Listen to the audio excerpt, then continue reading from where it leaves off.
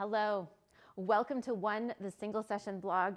My name is Alicia and I'm coming to you today from downtown Hamilton, Ontario on the traditional territories of the Haudenosaunee and the Anishinaabe. So grateful to be doing this vlog with you. This is where we talk about all things connected to single session. It's one of my greatest passions in life and I'm so happy that you're willing to listen to me talk about it.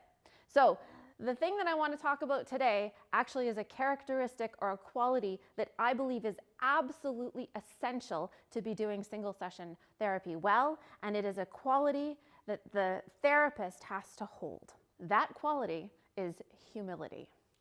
Now, I think in the world of psychotherapy, it is very seductive to believe that we know what's best for everybody else.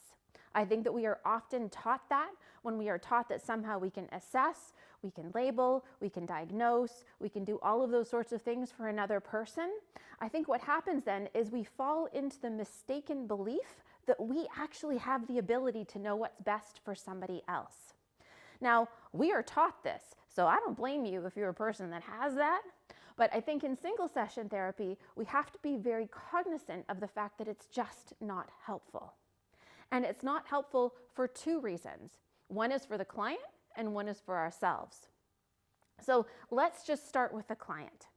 The whole premise behind single session therapy is this may be the one and only time that we meet with this person. Now, it may not be. In a lot of mental health walk-in models, people can come back as often as they want. But our job as clinicians is to go in with the idea that this may be the one and only time that we meet, which means then that we want to have the lightest touch possible on that person's life. So in single session therapy, we're not using the therapeutic relationship and all of the things that go along with that from a long-term perspective to elicit change or to support change. What we're trying to do in these sessions is we are trying to allow the client to take up enough space in the session and in their own lives to feel like at the end of it, they can go off and live their lives in whatever way is good for them. Now, this requires humility on the part of the therapist or the clinician because we have to get out of the way. We really have to adopt and internalize that we don't matter in that client's life in the long term. That this 60 minutes or 90 minutes or however long your session is may literally be the one and only encounter. And so then we have to make ourselves as small as possible in that 60 to 90 minutes to allow the client to leave thinking that they don't need us, which is a very different attitude than a lot of the traditional psychotherapeutic approaches, which kind of say like, yeah, you got to come back, or we're in this for the long run.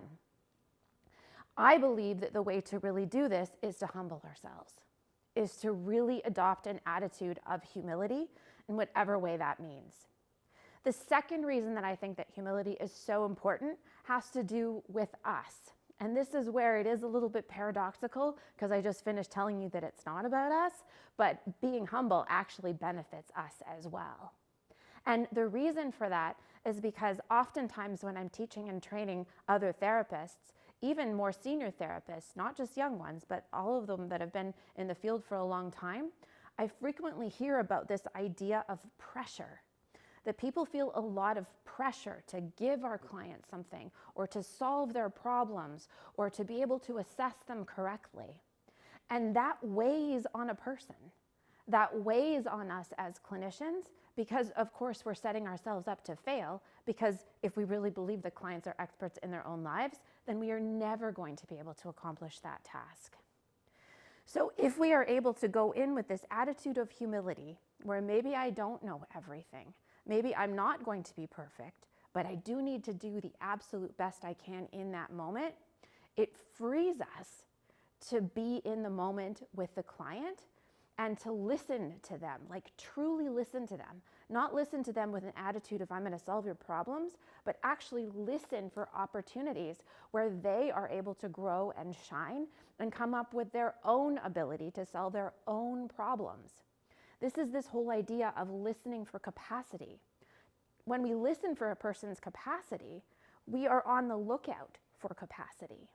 And that has a splashback effect on us as clinicians. It makes us view our clients differently.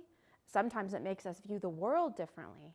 But overall, it allows us to stay in the work and to stay inspired and to stay excited and to look forward to our days, because we don't have to be perfect and we don't have to have all of the answers. I'm going to leave you with that as a thought for the day. Like this video, share this video. I'm so grateful that you even joined me for this period of time, and I will see you again in a couple of weeks.